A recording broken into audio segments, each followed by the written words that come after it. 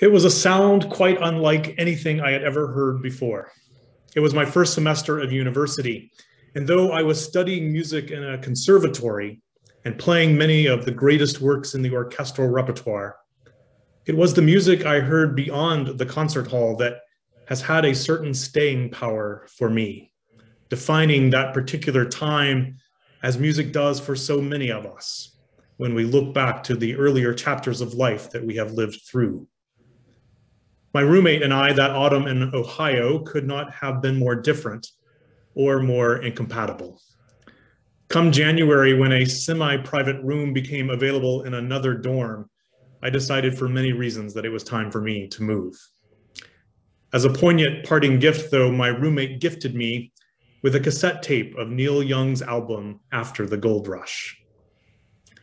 He had played the vinyl version incessantly, and I had come to love it, though it took me some time to warm up to Neil Young's very unique voice. It was the late 80s, and in a way I find hilarious today. I felt that After the Gold Rush was from antiquity, an historic era passed long, long before our own. I mean, after all, the album was released in 1970, the year I was born, so it felt like prehistory to me, at least on a personal level.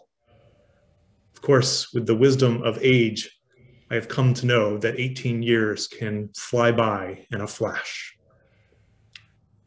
All these years later, if pressed to recite any lyric from that album, it would be the snippet about Mother Nature on the run in the 1970s, a line from the title track. To this day, I don't really know what that song is about. And apparently Neil Young doesn't really either. At least that's what he said in the years after it was released. When Emmylou Harris and Linda Ronstadt covered the song in 1974 and asked Young what meaning it held, he said, "I think it's about the second coming or the invasion of aliens or both." But a decade ago, he said it was an environmental song. Now that makes some sense in retrospect, given the dawning awareness at that time of the trouble that we might just be in on this little planet of ours. The very first Earth Day, as it turns out, was held just a few months prior to the album's release. That first celebration on April 22nd, 1970, was something of a large-scale teach-in on environmental issues.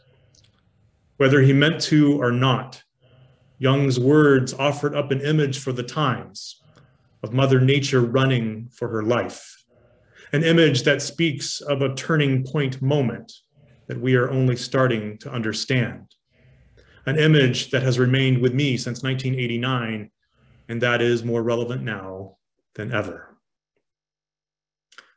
Fast forward a few months later to the fall of 1989, and I was backpacking solo through Europe. It was a heady time.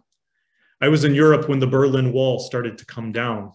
And like every other backpacker on the continent, I headed to Germany using my student Eurail pass for everything it was worth. The hostels in Berlin were full and there was no place to stay, so my visit was short as I had to leave the city to be able to sleep on the train.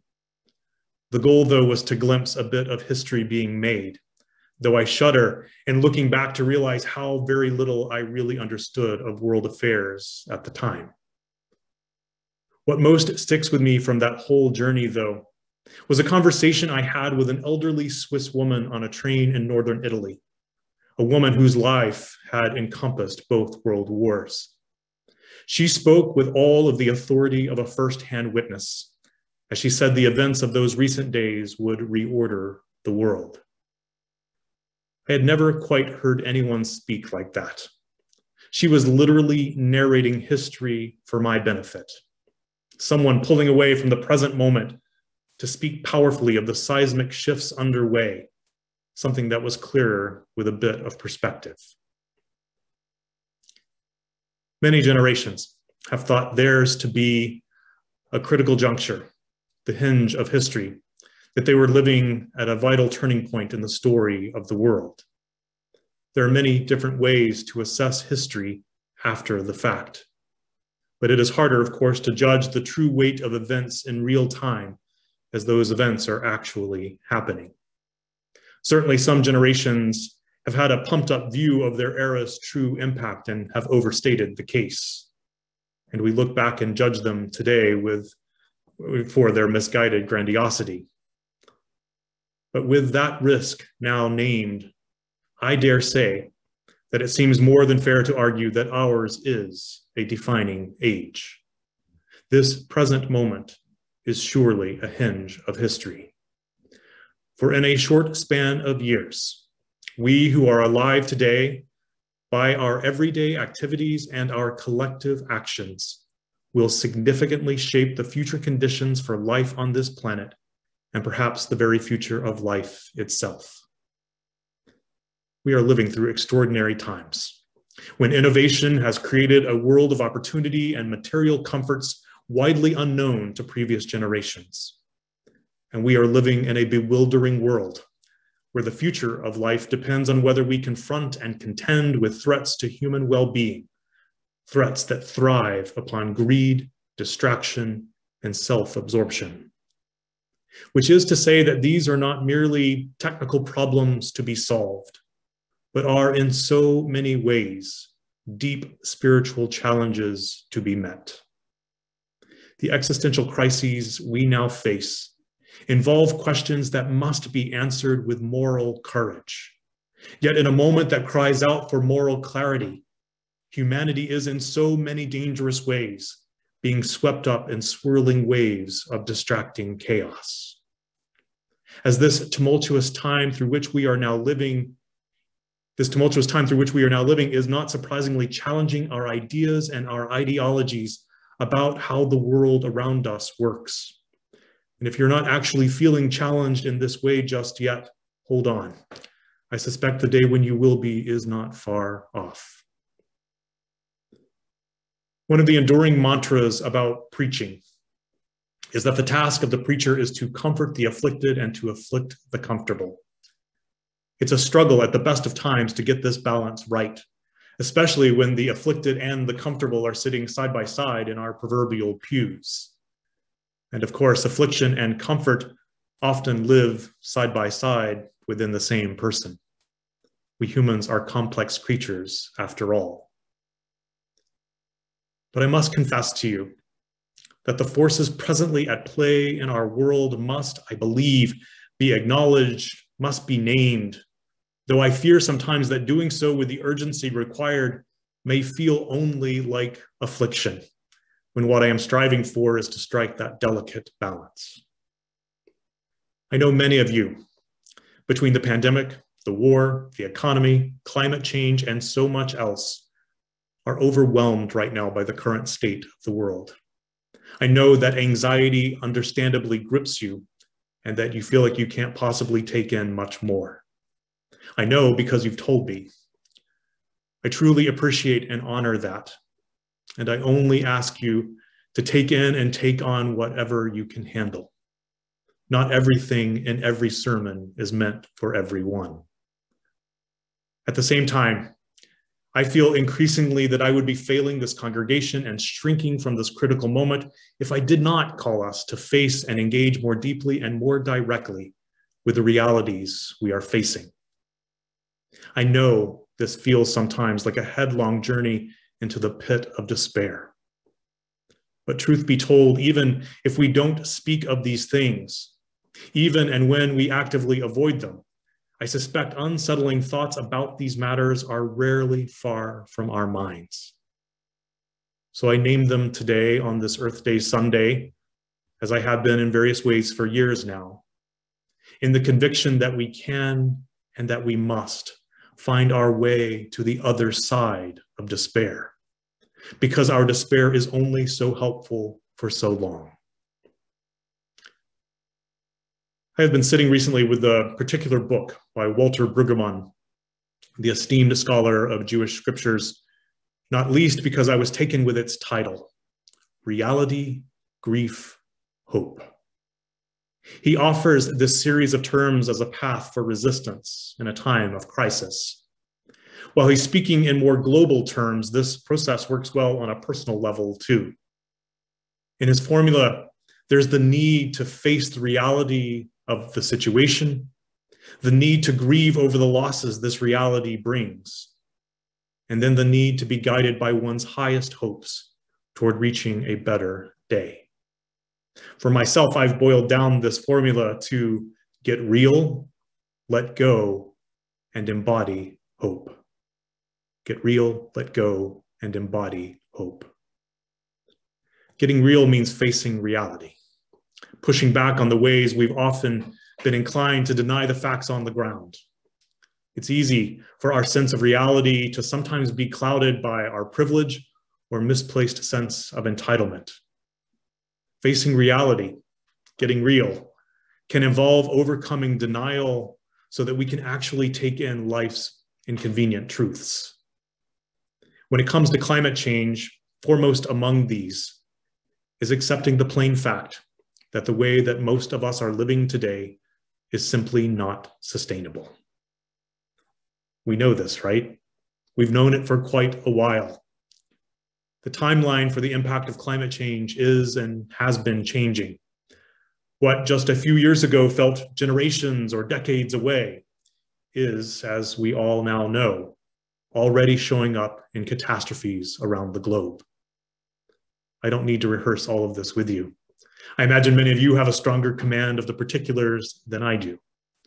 Besides, how many more starving polar bears and scorched forests do we need to see before we are convinced? Things are changing. We all know it. But getting real means that we gain a deepening awareness that we are going to have to change too, sooner than expected, more than we had hoped, and to a degree well beyond anything we may have already done in order to sustain our lives and to sustain life itself. And this is where the grief comes in and the letting go. It's been said that we humans don't so much resist change as much as we resist loss. Or as Chris Graham poignantly put it in his memoir about dying from ALS, dying isn't hard. What is hard is relinquishing. To grieve is to acknowledge the very real losses in our lives. With climate change, there are many, including having to adjust our understanding of how we thought our lives would play out, of our ability to take the natural world for granted, or even, as many younger couples are finding, having the confidence to bring children into this world for fear of what their futures may hold.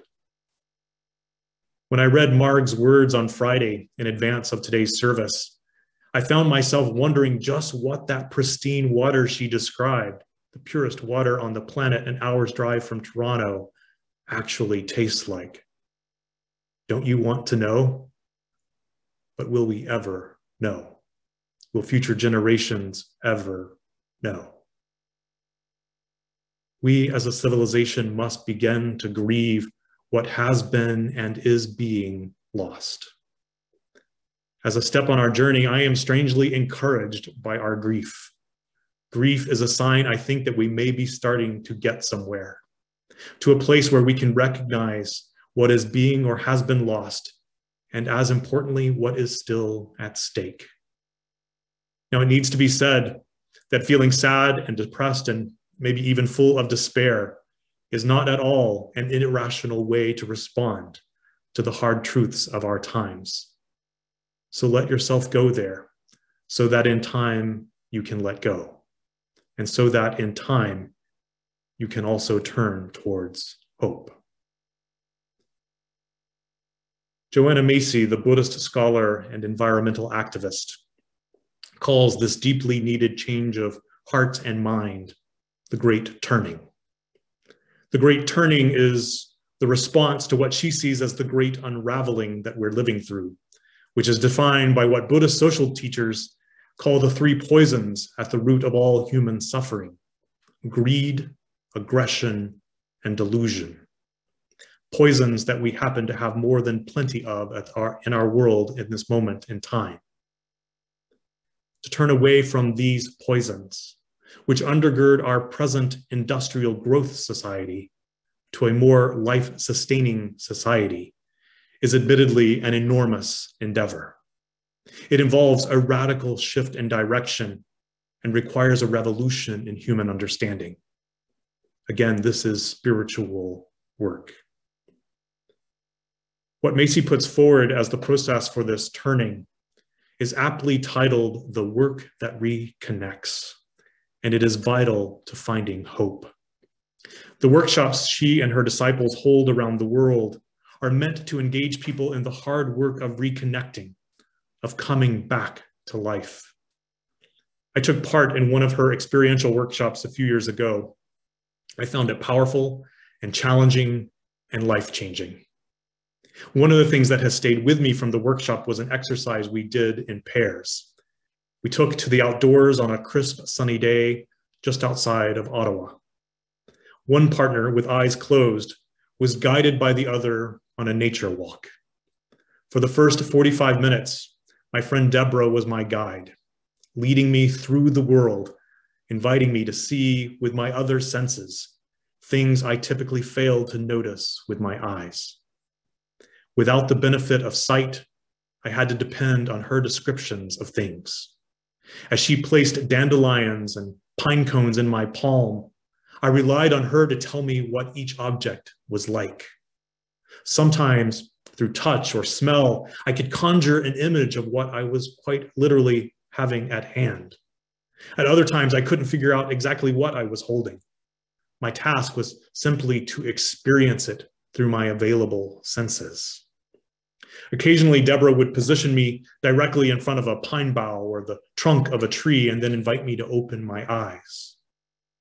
Slowly, as my eyes adjusted to the light, I would come to see in amazing detail the kind of wonders I too often raced past without thinking, without recognition, and certainly without gratitude. Eventually, it was time to switch roles, and I found myself leading Deborah through the same area, all while needing to notice and narrate what was around us. It was a simple exercise. Two people could recreate this scene most anywhere, and yet we don't, unless we slow down and truly begin to see, until we realize that it's not so much Mother Nature on the run, but we who are running for our lives. Like so many situations in life, it is only by naming our pain and grief that we can begin to do something about it. It is only by addressing our pain and grief that we can make room for healing and hope to enter in. It is what opens us to possibility. This is not the stuff of wishful thinking, though. That task is, as Macy says, to embrace an active hope that is grounded in love and gratitude for this world and for all of the life that it holds. Active hope isn't something we have, it is something that we do, by setting our hearts on what we deeply long to see in this world, and then by doing our part to help bring that vision into being. Friends, may we become a people of active hope. May we live out of an active hope by deepening our commitment to tend the sacred bonds of life that bind us one to another. May we live out active hope, being led not by our fears, but by our love for the great gift of life itself. Getting there means getting real and letting go of many things, but it is the only path forward that gives us a chance at ensuring human flourishing in our own time and for generations still to come. May we live our lives to make it so. Blessed be.